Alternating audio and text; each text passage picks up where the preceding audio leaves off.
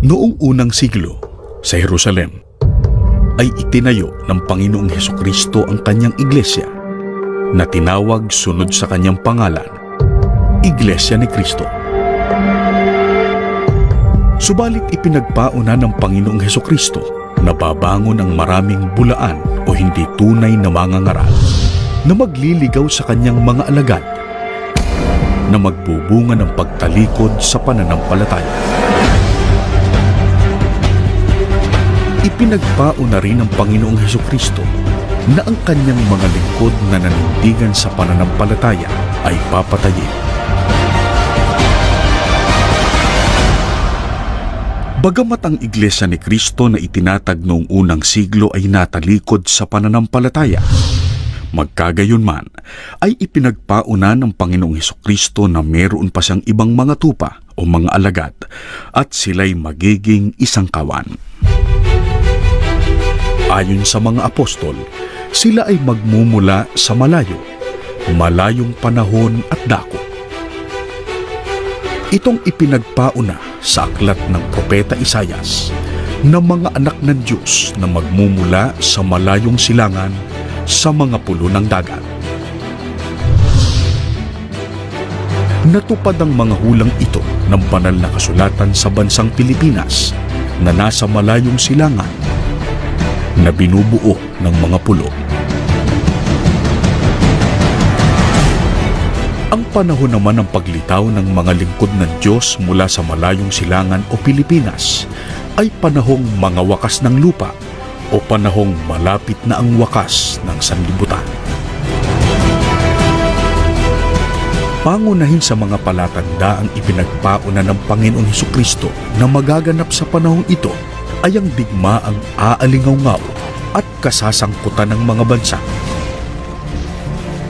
Nangyari ito nang sumiklab ang unang digmaang pandaigdig noong July 27, 1914. Natupad din ang hula tungkol sa petsa ng paglitaw ng iglesia dahil sa mismong araw na iyon, July 27, 1914, kaalinsabay ng pagsiklab ng unang digmaang pandaigdig ay ang pagkakarehistro ng Iglesia ni Cristo sa pamahalaang Pilipinas sa pangunguna ng sugo ng Diyos sa mga huling araw, ang kapatid na Felix Manalo.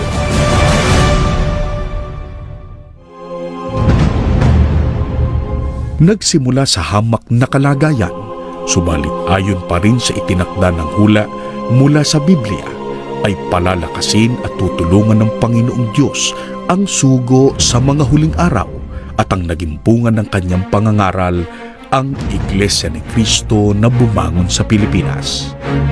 Maraming nagtangka na ito'y usigin at pigilan, subalit dahil sa ito'y panukala at hawak ng Diyos, di nila ito nahahadlangan.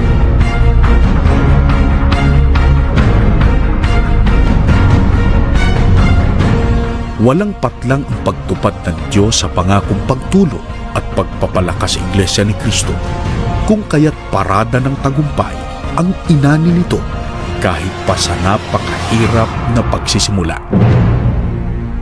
Ayon pa rin sa itinakda ng hula ng Diyos, ang Iglesia ni Cristo na nagmula sa malayong silangan o Pilipinas ay makararating sa malayong kanluran.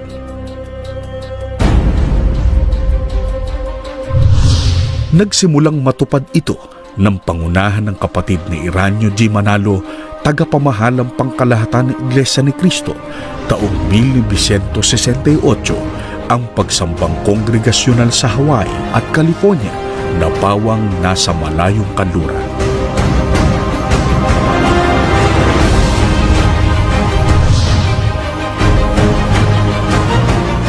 Ang pagsisimulang ito ng Iglesia ni Cristo sa malayong kanluran o Far West ang naging hudyat ng paglaganap ng Iglesia ni Cristo sa iba't ibang panig ng daigdig.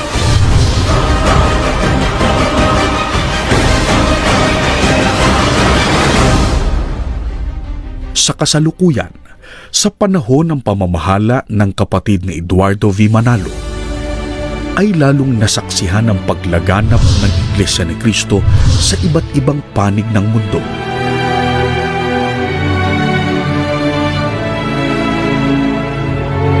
148 na mga bansa at teritoryo na ang narating ng Iglesia ni Cristo.